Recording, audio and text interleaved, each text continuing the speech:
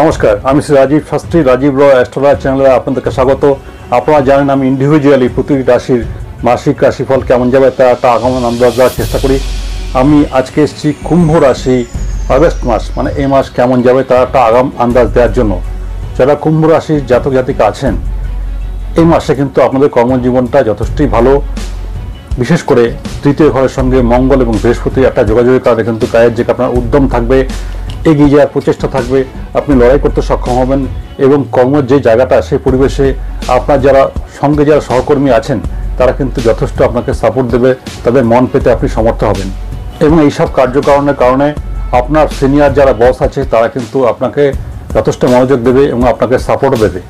এবং যদি কেউ মনে করেন থাকেন যে আপনাদের কাজের যে জায়গাটা আপনি চেঞ্জ করবেন, তাহলে কিন্তু এই মাসে 26 তারিখের পরে কিন্তু সে একটা যোগাযোগ দেখা যাচ্ছে। সেই সময়টা কাজ পরিবর্তনের জন্য কিন্তু ঠিকঠাক সময়। এবং কাজের জন্য যারা দীর্ঘদিন ধরে প্রচেষ্টা করছেন, পরীক্ষা নিরীক্ষা দিচ্ছেন, এই মাসে কিন্তু কুম্ভ রাশির যারা জাতক জাতিকা আছেন তাদের কিন্তু সরকারি চাকরি পাওয়ার কিন্তু একটা যোগাযোগ কিন্তু তৈরি হচ্ছে। সুতরাং মন দিয়ে স্টাডিরা করুন।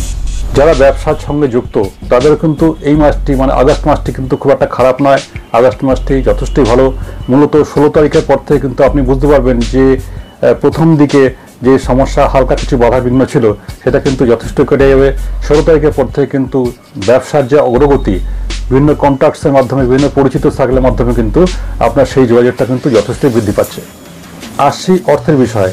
এই মাসে কিন্তু আপনার দ্বিতীয় ঘরের সঙ্গে রাহু দেবের একটি যোগাযোগের কারণে কিন্তু সঞ্চয়টা কিন্তু আপনার হ্রাস হবে, মানে কমে যাবে। সুতরাং আমি বলতে চাইছি উল্টোভাবে ভাবতে গেলে দ্বিতীয় ঘরের সঙ্গে যোগাযোগের কারণে কিন্তু আপনার খরচার বহরটা বৃদ্ধি পাবে। এই অপ্রত্যাশিত খরচার জন্য কিন্তু পরে আপনাকে চিন্তা করতে হবে যে আমি কেন এই খরচাগুলো করলাম, এই এত খরচা আমার না করলেই ভালো হতো। সুতরাং খরচা করার ক্ষেত্রে নিয়ন্ত্রণ নিজের উপর রাখুন। যদিও ষষ্ঠ ঘরের সঙ্গে একাদশ ঘরের মঙ্গলের একটি যোগাযোগের কারণে কিন্তু আপনার আয়টাও যথেষ্ট ভালো হবে। এই আয় কিন্তু নিয়ে খুব একটা চিন্তার ব্যাপার নেই, কিন্তু বারবার বলা হচ্ছে এটা আপনি ব্যয়ের দিকে নজর দিন, নাহলে কিন্তু এই ব্যয়ের জন্য এই মাসের শেষের দিকে কিন্তু আপনি যথেষ্ট চাপে পড়ে যেতে পারেন। এই মাসে কিন্তু কিছু হেলথ ইস্যু আছে।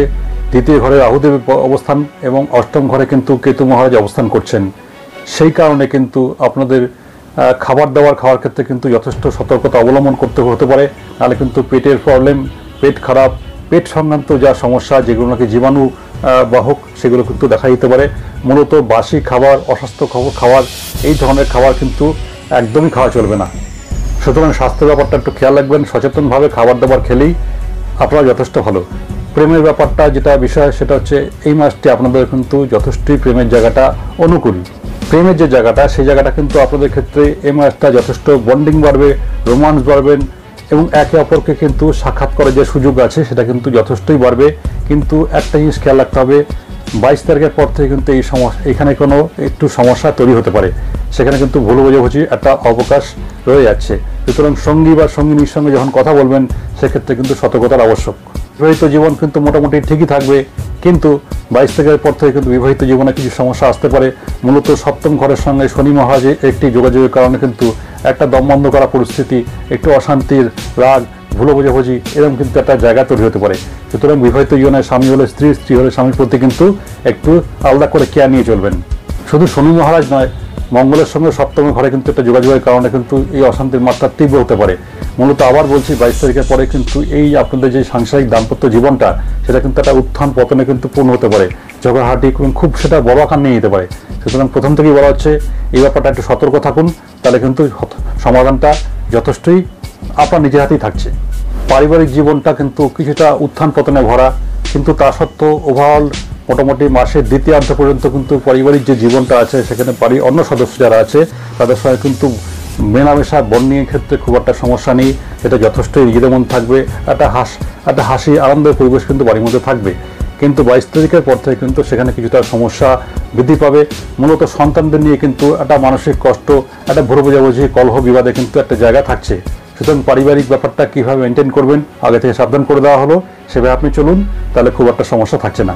দাম্পত্য ক্ষেত্রে আমি একটু আগে বলেছি সেখানে স্ত্রীর সঙ্গে একটু সমস্যা তৈরি হলো। পারিবারিক ক্ষেত্রে বড় পরিধিতে কিন্তু সেখানে স্ত্রী কিন্তু চেষ্টা করবে যে ব্যাপারটা শান্তি থাক, ভালো থাকুক, আনন্দ থাকুক। সেখানে মধ্য কথা ভালোর দিকে নিয়ে যাওয়ার জন্য কিন্তু স্বামী হলে স্ত্রী, স্ত্রী হলে স্বামী একটা গুরুত্বপূর্ণ ভূমিকা পালন করবে।